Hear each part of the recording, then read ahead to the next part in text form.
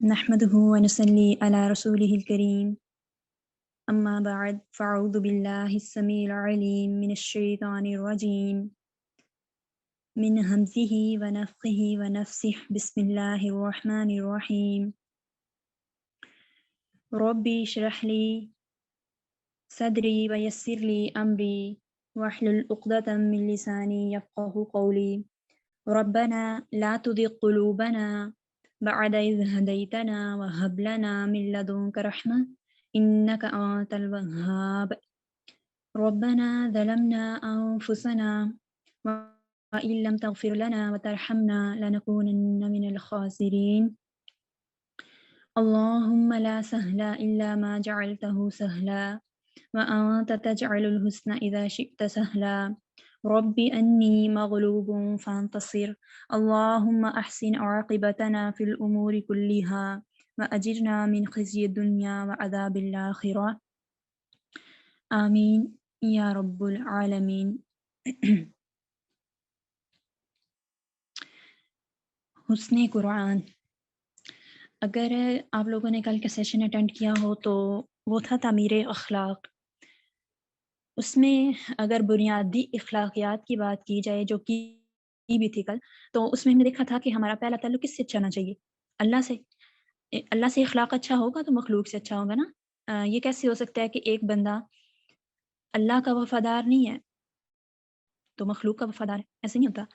پہلا بنیادی حق اللہ کا ہے کہ ہم اس کے ساتھ اپنا اخلاق ٹھیک کریں، پھر لوگوں کے ساتھ۔ اب اگر بنیادی اخلاقیات ہم نے سیکھنی ہے یا اس پہ کام کرنا ہے تو ہمیں پہلے سمجھنا ہوگا کہ ہم وہ اس کے لیے ہمارے پاس ایک بک ہونی چاہیے، ایک لا ہونا چاہیے، کہ ایک سٹینڈ جسے آپ کہیں کہ بنیاد ہونی چاہیے کہ جس پہ ہم تعمیر کر سکیں اپنی اخلاقیات کو۔ تو وہ کیا ہوتا ہے؟ ہمیں کہاں سے انفارمیشن یا گائیڈنس، ساری چیزیں کہاں سے ملتی ہیں؟ قرآن سے ملتی ہیں، کیونکہ ہم جب اس دنیا میں آئے تھے تو بالکل کچھ بھی نہیں جانتے تھے، تو اللہ تعالیٰ نے ساتھ ہی بک بھیج دی۔ جو بھی انبیاء آتے رہے ان کے ساتھ ان کی شریعت، ان کے احکامات، ان کے لیے ان کے جو پیچھے امت تھی ان کے لیے آتے رہے۔ جب ہم پیدا ہوئے ہیں، اپنی اگر بات کی جائے تو ہمیں بھی بنیادی جو چیز سکھائی جاتی ہے گھروں میں وہ قرآن سے ہمارا علم شروع کیا جاتا ہے۔ پہلے ہم قاعدے سے شروع کرتے ہیں۔ اب ہماری الحمدللہ یہ جہاں پہ بچے موجود ہیں، سارے جو بھی اسٹوڈنٹس ہیں، ان کو پتہ ہے کہ قرآن کتنا اہم ہے یا قرآن کیوں پڑھنا چاہیے، وہ ساری چیزیں۔ لیکن پھر بھی جتنا بھی ہم قرآن کا علم حاصل کرنے، یا علم ہم خیر اس طرح تو حاصل نہیں کر سکتے یا کر نہیں پا رہے، لیکن سب کو یہ علم ضرور ہے کہ قرآن اہم ہے۔ لیکن میرے جیسے بہت سے لوگوں کو یہ نہیں پتا کہ ہمیں قرآن جب ہم اس کنڈیشن میں ہوں کہ ہم سے نہیں پڑھا جا رہا، ہمیں سب کچھ پتہ ہے، اہمیت بھی اس کی پتہ ہے، ضروری بھی ہے، یہ بھی پتہ ہے، سارا کچھ پتہ ہے، پھر بھی نہیں پڑھا جا رہا، تو ہمیں کیسے اس سے انسپائر ہونا ہے؟ ٹھیک ہے، تو قرآن سے آج تھوڑا سا نا انسپائر ہونے کی کوشش کریں گے، تاکہ جب ہم ایسی کنڈیشن میں ہوں جہاں پہ اور کوئی چیز کام نہ کر رہی ہو تو ہم تھوڑا سا اسے انسپائر ہو کے پھر ہی اس کو کھول لیں۔ اب وہ الگ بات ہے کہ قرآن کی ہر صورت کی ایک اپنی اتنی مکمل ہے کہ ہم اگر اس کو ڈسکس کرنا شروع کر دیں تو میرا نہیں خیال کہ ہم ایک سیشن میں ایک صورت کو مکمل کر سکتے ہیں، کبھی بھی نہیں۔ ایک آیت بھی ڈسکس کرنی ہو تو اگر اس کو مختلف پہلوؤں سے دیکھا جائے تو وہ بھی مکمل ڈسکس نہیں ہو پاتی۔ یہاں پہ ہم ہلکا ہلکا چیزوں کو دیکھیں گے، تھوڑا سا ٹچ کریں گے ٹاپک کو، پھر انشاءاللہ آپ قرآن پڑھنے والے ہیں، قرآن سمجھنے والے ہیں، تو آپ خود بھی جا کے اس کو پڑھ سکتے ہیں، اور ساتھ ساتھ جب آپ قرآن کلاسز لیا کریں گے تو ہو سکتا ہے یہ چیزیں آپ کو ہیلپ کریں تھوڑی سی۔ اب یہ تھا حسن قرآن۔ حسن کیا ہوتا ہے؟ آپ نے اکثر اردو میں لفظ استعمال کرتے ہیں حسین، اب تو یہ لفظ کم استعمال ہونا شروع ہو گیا کیونکہ اب اردو اتنی سمجھ نہیں آتی ہماری عوام کو، تو انگلش زیادہ سمجھ آتی ہے، تو اس وجہ سے اب وہ پیاری اگر اردو تھوڑی سی اب لو لیول کی کر دی گئی ہے، اس میں لفظ آ جاتا ہے پیاری یا پھر خوبصورت یا اس طرح کے لفظ۔ حسین لفظ آپ نے کم دیکھا ہوگا، جو اگر پرانے آپ کتابیں وغیرہ تھی کہ ان میں حسین لفظ آتا تھا۔ حسین ایسی چیز کو کہتے ہیں جس میں کوئی نقص نہ ہو، خامی نہ ہو، کوالٹیز میں وہ بہت زیادہ ہو۔ تو حسن نظر بھی، حسن زن، یہ احسن، حسین، یہ اس طرح کے لفظوں کے لیے، اس طرح کی چیزوں کے لیے آتا ہے کہ جن میں پرفیکشن ہوتی ہے۔ اب قرآن کی پرفیکشن ہم دیکھیں گے کہ کس طرح سے ہے اور ہم کیسے اس کو تلاش کر سکتے ہیں۔ قرآن کیا ہوتا ہے؟ قرآ سے آپ نے سنا ہوگا، قاری، ایسی چیز جو بار بار پڑھی جائے۔ قرآن بیسیکلی اس کا نام ہی یہ تھا، اقرا، پہلا لفظ کیا تھا کہ بار بار پڑھو اس کو۔ قاری حضرات کو قاری اس لیے کہتے ہیں نا کہ وہ بار بار قرآن پڑھتے ہیں۔ قرآن یا قرآ ایسی چیز کو بھی کہتے ہیں کہ جو جمع کر دی گئی ہو، جو اکٹھی ہو۔ اب قرآن میں ہر چیز جمع کر دی گئی ہے اور اس کا نام رکھا گیا ہے قرآن، یعنی اس کو بار بار پڑھنا، اتنا پڑھنا کہ صرف یہ زبان تک نہ رہے، دل میں اتر جائے۔ بات تو وہی اثر رکھتی ہے نا جو دل تک جائے۔ اگر ہم قرآن کو صرف اس حد تک رکھیں کہ ٹھیک ہے ایک ایک لفظ پڑھ نکال جائے تو میں اس کو پڑھنا سیکھ لیتی ہوں، تلاوت اس کی کر لیا کروں گی روزانہ کا ایک پارہ، اور بہت سے گھروں میں یہ ہوتا بھی ہے، آپ نے دیکھا ہوگا کہ روزانہ کا ایک پارہ تلاوت کی جاتی ہے۔ یہ بہت اچھی بات ہے، اس سے اچھی کوئی بات ہو ہی نہیں سکتی کہ آپ اللہ تعالیٰ کے کلام کو ایک پورا گھنٹہ دیں یا آدھا گھنٹہ دیں اور اس کی تلاوت کریں۔ اس سے تو انکار نہیں ہے، اس کی فضیلت اپنی جگہ، لیکن کیا یہ بہتر نہیں ہے کہ آپ اس ایک پارے کی بجائے ایک آیت پڑھیں اور اس کو اس طرح پڑھیں یا اس طرح سمجھ کے پڑھیں کہ آپ کا پورا دن اچھے اخلاق کے ساتھ، اچھے اعمال کے ساتھ گزرے۔ اگر یہ ہو جائے کہ پورا پارا تو آپ پڑھ لیں لیکن پورا دن آپ بچوں کو ماریں، ان کے ساتھ بدتمیزی کریں، بڑوں کے ساتھ بدتمیزی کریں، کوئی عبادت نہ کریں، نماز نہ پڑھیں، چڑچڑے ہو جائیں، اتنا زیادہ تلاوت آپ کر لیں کہ آپ کے سر میں درد ہونا شروع ہو جائے، آپ اذکار نہ کر سکیں، تسبیحات نہ کر سکیں، تو پھر یہ بہتر ہے یا ایک آیت بہتر ہے؟ ایک اور بات آپ دھیان رکھیے گا کہ نوٹس اس طرح نہ آپ نے بنانے کے جیسے آپ کے سامنے آیات یا حدیث کے سلائڈز ہیں تو آپ ان کے نوٹس بنانا شروع ہو جائیں۔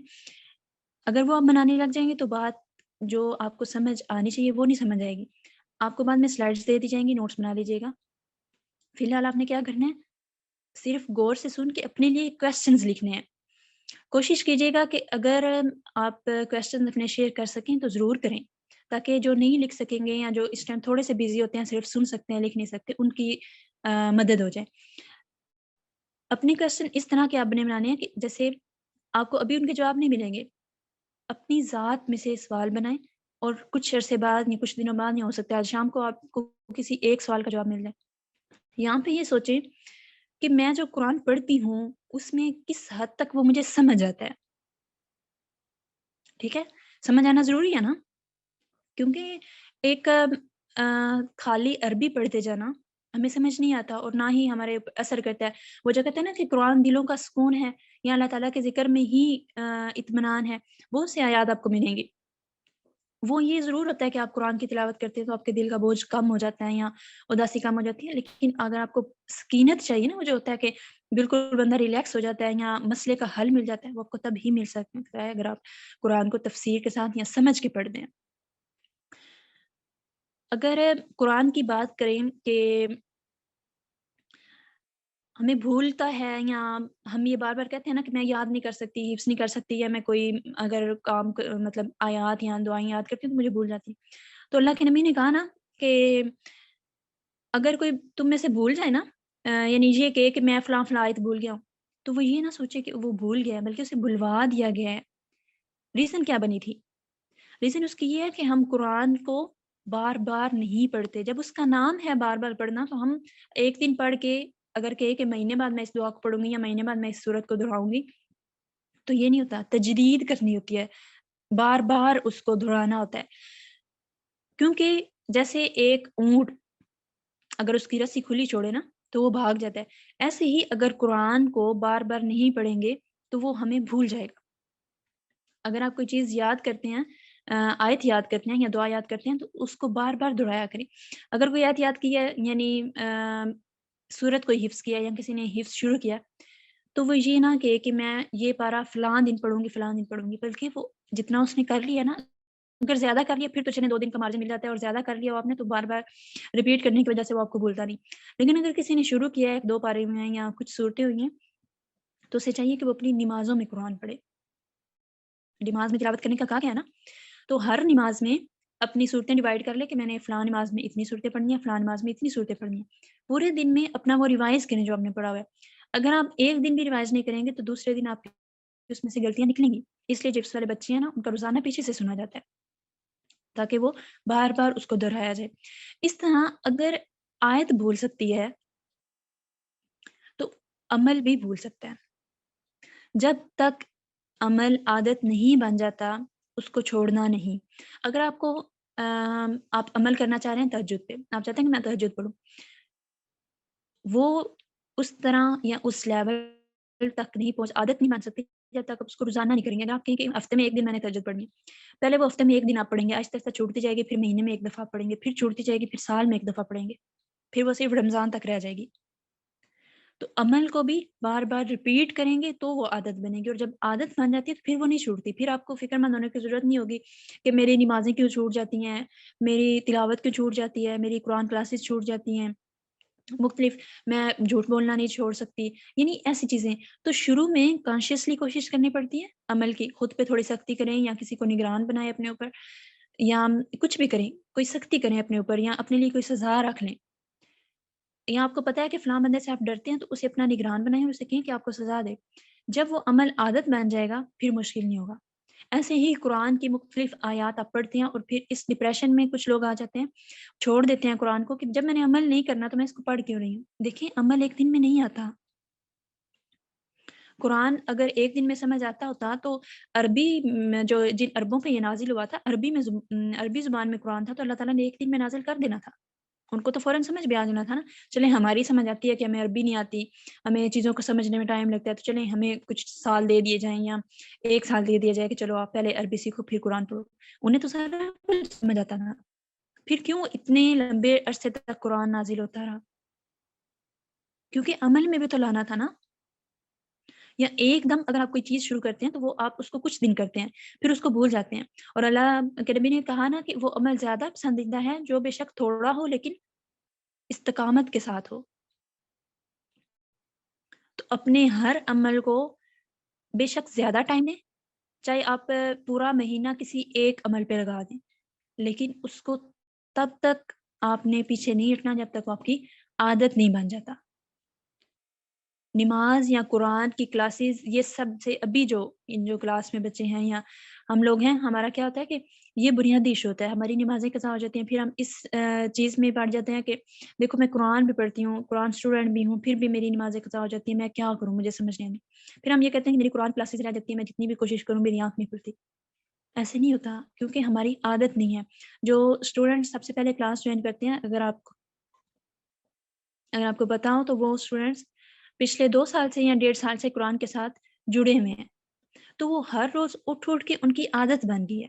تو شروع میں کیا کرنا ہے، اس کو عادت بنانا ہے، یعنی تھوڑا سختی سے، پھر وہ آپ کو نہیں بھولے گا، کوئی بھی عمل ہو وہ نہیں بھولے گا۔ تو یہاں پہ اپنا کیا لکھیں، آپ ایکٹیویٹی کیا لکھیں کہ آج جو بھی آپ نے عمل شروع کرنا، جو بھی آپ کی زندگی میں کمی ہے وہ آپ کو پتا ہوگا، ضروری نہیں کہ وہ آپ سب کے ساتھ شیئر کریں، وہ آپ اپنی پرسنل سوالات میں لکھ سکتے ہیں، اور اس میں لکھیں کہ آپ کا یہ نہیں ٹھیک اور آپ نے اس کو پختہ کرنا ہے۔ اب قرآن کی ایک بڑی سب سے بڑی خوبصورتی بھی، اور سمجھیں کہ ایسا معجزہ ہے کہ جو سمجھ نہ چاہے صرف اسے ہی سمجھ آتا ہے۔ اب کیا ہوتا تھا کہ اگر آپ نے پچھلے پیغمبروں کے بارے میں پڑھا ہو تو ہم نے الحمدللہ قرآن میں ابھی تک میرے خیال سے سب کو پڑھ لیا، اگر کوئی ایک آدھ رہ گیا ہو ویسے تو ہم نے سب کا ہی ذکر پڑھا ہے، سارے پیغمبروں کا، سارے نبیوں کا۔ کیا ہوتا تھا کہ جب وہ لوگوں کو ایمان لانے کی دعوت دیتے تھے نا تو انہیں کہا جاتا تھا کہ معجزہ لائیں، یعنی ہم غیب پر کیسے ایمان لائیں؟ ہمارے بھی ذہن میں کبھی کبھی سوال آتا ہے نا کہ میں لو جی کوئی چیز نظر نہیں آ رہی، نہ اللہ نظر آ رہے ہیں، نہ ہی قیامت کا کوئی پتہ ہے، یعنی اس طرح تو مختلف سوالات آتے ہیں ذہن میں جب آپ شروع میں ایسی چیزوں کو سیکھنے لگتے ہیں۔ تو ان لوگوں کے ذہن میں سوال آتے تھے، وہ پھر معجزے مانگتے تھے، تو اللہ تعالیٰ نے ہر نبی کو معجزہ دیا، جیسے صلی اللہ علیہ وسلم کی اونٹنی تھی، اور مختلف آپ نے پڑھے ہیں، داؤد علیہ السلام کے پاس تھے، سلیمان علیہ السلام، ابھی ہم نے جو ریسنٹلی پڑھے ہیں آپ ان کو ریوائز کر سکتے ہیں، سب کو معجزے دیے گئے۔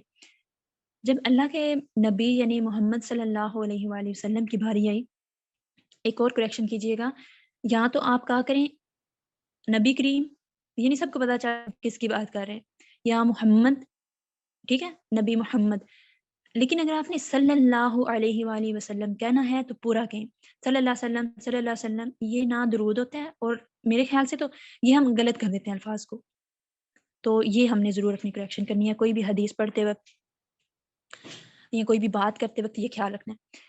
تو اللہ کے نبی کی باری آئی یعنی محمد صلی اللہ علیہ وآلہ وسلم کی، تو ایسے ہی قریش نے کہا، یا جو بھی وہاں کے کفار تھے، مشرکین تھے، سارے تھے، انہوں نے کہا کہ ہم ایسے کیسے ایمان لے آئیں.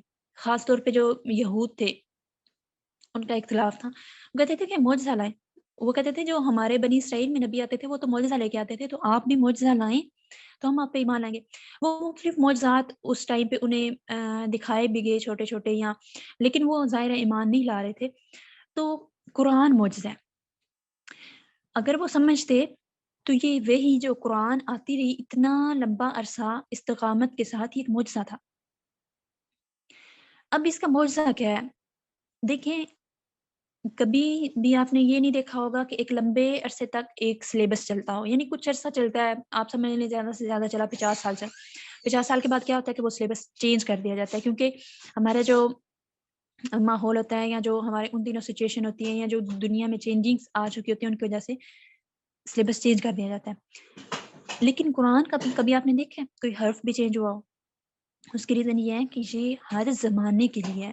چاہے جس بھی آپ زمانے کی بات کریں، آپ کہیں کہ پہلے بہت ایسا دور تھا کہ کوئی گاڑی نہیں تھی، کوئی یعنی جو بھی ہمارے پاس آج کل جدید آلات یا ذرائع ہیں، یہ کچھ نہیں تھا، تو قرآن اور تھا اور ابھی اور ہے. نہیں، ایسا نہیں ہوا. قرآن ڈیلیور کرنے کے انداز چینج ہوئے ہیں. جیسے پہلے تبلیغ ہوتی تھی جا جا کے علاقوں میں، یعنی وہاں پہ جاتے تھے پھر بتاتے تھے.